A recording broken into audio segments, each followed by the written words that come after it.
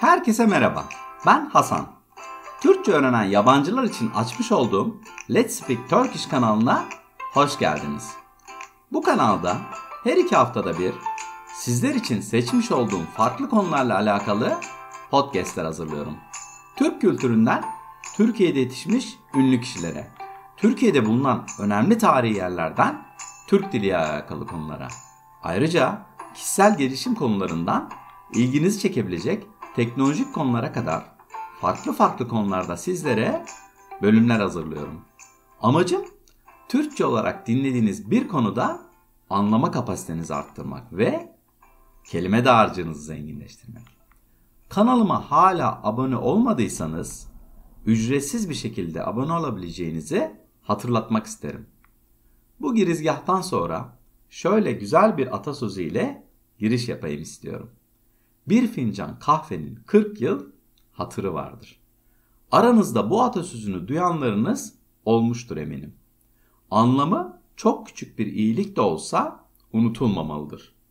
Bu atasözünden sonra bölümün konusunu az çok tahmin etmişsinizdir diye düşünüyorum. Evet, bildiniz. Bugün özellikle Türk kültüründe önemli bir yere sahip olan Türk kahvesi hakkında bir bölüm hazırladım. Kahve tutkunlarını ilgilendirebilecek bir bölüm. Eğer kahvelerinizi hazırladıysanız ve hazırsanız fazla vakit kaybetmeden başlayalım o halde.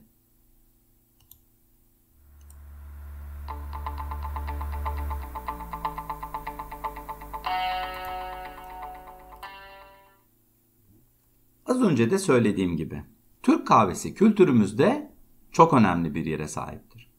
Türk insanının Türk kahvesini tüketmek için birçok sebebi olabilir. Örneğin dost sohbetlerinde bir kahve tüketimi çok sık görülür. Ayrıca sabah kahvaltı sonrası gazete okurken güzel hazırlanmış bir kahveye eminim kimse hayır diyemez. Yoğun bir çalışma günü verilen bir molada Türk kahvesi tüketimi yine çok sık karşılaştığımız durumlardandır. Hiç düşündünüz mü? İşte bu kadar hayatımızın içine giren Türk kahvesini ilk kim keşfetmiş acaba? Ufak bir araştırma yaptığımda Türk kahvesi 14. yüzyıl başlarında Güney Habeşistan'daki Kaffa yöresinde keşfedilmiş olduğunu öğrendim. O dönem tam olarak 16. yüzyıl başlarında Özdemir Paşa Yemen'de vali olarak çalışıyormuş. Benzersiz kokusu ve lezzetinden etkilenmiş olup bu kahveyi İstanbul'a getirmiş. İlk bulunduğu dönemlerde kahve hazırlanışı günümüzdekinden farklıymış tabi. İlk başlarda kahve meyvesinin kaynatılmasıyla hazırlanıyormuş. Sonra ise kahve çekirdekleri ilk olarak kavrulmaktaymış. Sonra sırasıyla öğütülüp pişirilmekteymiş.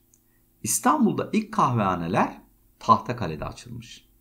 Açan kişiler ise İstanbul'a Şam ve Halep'ten gelen kişilermiş. Tam olarak 1555 senesinde kurulmuş ilk kahvehane. O dönemler bu kahvehanelere genellikle eğitimli kişiler gidermiş. Birlikte çeşitli aktiviteler yaparlarmış. Kitap okumak, satranç ve tavla oynamak bu aktivitelerden sadece bazılarıymış. Günümüzdeki kahvehanelerin birçoğunu düşündüğümde o günden bugüne çok şeyin değiştiğini görebiliyorum maalesef. Her neyse konumuza devam edelim isterseniz. Şu an duyduğunuzda çok şaşıracağınız bir bilgiyi paylaşacağım sizinle. Hazır mısınız? Aslında Avrupa kahve ile Türkler sayesinde tanışmış. Evet, yanlış duymadınız. Bu doğru. Türkler kahvenin Avrupa'ya tanıtılmasında önemli rol almıştır. Aslında kahve Etiyopya bölgesinde ortaya çıkmış ve içecek olarak kullanımı 15. yüzyılda Arap Yarımadası'na yayılmıştır. 16. yüzyıla gelindiğinde kahve günümüz Türkiye'sini ve diğer çevre bölgeleri de içine alan Osmanlı İmparatorluğu'nda popüler hale gelmiştir. Zamanla Osmanlı İmparatorluğu daha da büyümüştür. Diğer Avrupa ülkeleriyle çeşitli alışverişleri olmuştur. İşte kahve de bu şekilde Avrupa'ya tanıtılmıştır. İlk kahvehane Avrupa'da İtalya'nın Venedik kentinde kurulmuştur. Yaklaşık olarak 1645 senesinde. Sonra kahvehaneler zamanla popüler hale gelmiştir. İtalya'dan sonra İngiltere, Fransa ve Hollanda'da da kahvehaneler kurulmuştur. Bu kurulan kahvehanelere genellikle sanatçılar, entelektüeller ve tüccarlar gelirmiş. İsterseniz şimdi biraz da dünyada kahve üretimi ve tüketimi ile alakalı bazı genel bilgiler paylaşayım sizlerle. Kahve üretimi konusunda Brezilya, Vietnam ve Kolombiya ilk 3 sırayı paylaşıyorlar. Kahve üretiminin hava koşullarına çok bağlı olduğunu hatırlatmak isterim. Bu konuda en güncel bilgiye Gıda ve Tarım Örgütü FAO sayfasından ulaşabilirsiniz. Kişi başına kahve tüketimi miktarına baktığımda ise bu sıralamadan farklı bir sıralama ile karşılaştım. İlk 3 sırayı Avrupa ülkeleri Finlandiya, Norveç ve İzlanda alıyor. Bir bilgi daha paylaşmak istiyorum sizlerle. Bu sıralamada ilk sırayı alan Finlandiya'da bir kişi ortalama olarak yılda yaklaşık 12 kilogram kahve tüketmektedir. Peki ya ülkemizde durum nedir? Merak ettiğinizi tahmin edebiliyorum. Türkiye'de ise kişi başına ortalama kahve tüketiminin yılda yaklaşık 1,1 kilogram olduğu tahmin edilmektedir. Tüketilen bu kahvenin büyük çoğunluğu ise Türk kahvesidir. Merak edenler için Türk kahvesi nasıl hazırlanır konusunda bölümün sonuna bir tarif bırakacağım.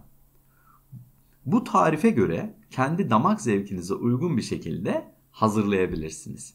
Neden öyle diyorum? Çünkü tercihiniz sade, az şekerli, orta şekerli veya şekerli olabilir. Bu arada damağı temizlemek için kahvenin yanında bir bardak soğuk su ikram edilir. Ayrıca rivayete göre su ikram edildiğinde misafir ilk olarak kahveden içerse tok, suyu içerse aç olduğu anlaşılırmış. Yani sandığımızın aksine kahvenin yanındaki suyun sonra değil önce içilmesi gerekiyormuş. Ama ben yine de tercihi size bırakıyorum.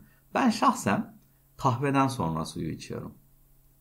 Şimdi ise sizlere kahve ile alakalı başka bir Türk geleneğinden bahsetmek istiyorum. Bir rivayete göre kız isteme törenlerinde gelin adayı damada ve ailesine kahve hazırlarmış. Eğer damada tuzlu kahve yaparsa onu beğenmediği anlaşılırmış. Eğer şekerli kahve yaparsa damadı beğendiği anlamı ortaya çıkarmış. Türk kahvesini diğer kahvelerden ayıran bir özelliği de telvesi ile alakalı. Türk kahvesi telvesi dibine çöktüğü için süzülmeden yapılan tek kahvedir. Bir bilgi daha. Telvesi içilmediği için de çok sağlıklı olduğuna inanılıyor. Türk kahvesinin köpüğü de daha uzun süre sıcak kalmasına sebepmiş. Şimdi duyduğunuzda şaşıracağınız bir gelenek daha. Öncelikle şu bilgiyi vereyim. Türkiye'de kahve yanında çoğu zaman lokum ikram edilir. Rivayete göre eğer gelen misafir kahvenin yanında verilen lokumu yer ise ev sahibinin ağırlamasından memnun olduğu anlamına gelirmiş. Yemez ise memnun kalmadığı anlamına gelirmiş. Şimdi isterseniz biraz da Türk kahvesinin sağlığa olan faydalarından bahsedelim. Kandaki kolesterol seviyesini düzenlemede çok etkiliymiş. Eğer ağrı kesicilerin yanında kahve tüketirseniz ağrı kesicilerin etkisini daha da arttırabilirsiniz. Sindirim sistemimiz üzerinde de çok etkiliymiş. Kanser hastalıklarının önlenmesi için büyük önem taşırmış. Çünkü içerisinde antioksidan bulunmaktadır. Eğer dikkatli olmaya ihtiyacınız var ise kahve tüketmenizi tavsiye ederim. Şimdi söyleyeceklerim ise sanırım daha çok önemli sınavlara hazırlanan öğrenci arkadaşlarımızı ilgilendirecek. Kahvenin zihin açıcı bir özelliği olduğunu da unutmamak gerekir. Peki bu kadar faydasından bahsettik. Hiç zararı yok mu kahvenin dediğinizi duyar gibiyim. Her şeyin fazlası zarar aslında. Türk kahvesi günde 2 veya 3 defa içildiğinde bir problem değil. Ama 3'ten fazla içerseniz kalpte ritim bozukluğuna sebep olabilir. Ayrıca aşırı tüketirseniz tansiyon problemiyle de karşılaşabilirsiniz. Bir hatırlatma daha. Mide problemi olan kişilerin de kahve tüketimine dikkat etmeleri gerekmektedir.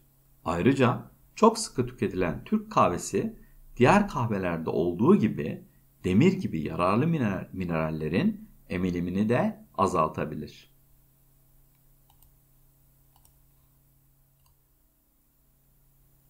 Bölümün başında içmeye başladığınız kahvelerinizin artık yavaş yavaş sonuna geldiniz diye düşünüyorum. Şimdi merak ediyorum. Sizlerin yaşadığınız ülkeler kahve tüketimi konusunda hangi sırada acaba? Peki ya sizler güne sıcak bir kahve ile mi yoksa çay ile mi başlıyorsunuz? Eminim aranızdan bazıları Türk kahvesini içmişsinizdir diye düşünüyorum. Tüm bu soruların cevapları ve kendi düşünceleriniz için yorumlar kısmında hepinizi bekliyor olacağım. Unutmadan hatırlatayım. Her gün ama her gün Türkçe'ye vakit ayırmayı unutmayın lütfen. Eğer kanalıma abone olursanız toplam 50'den fazla birbirinden farklı konuda yapmış olduğum podcastleri dinleyebilirsiniz. Ayrıca bölümün sonunda transkripte ve önemli kelimelerin açıklamasına da ulaşabilirsiniz. Podcastlerin hemen hemen hepsinde Türkçe altyazı bulunduğunu da hatırlatmak isterim.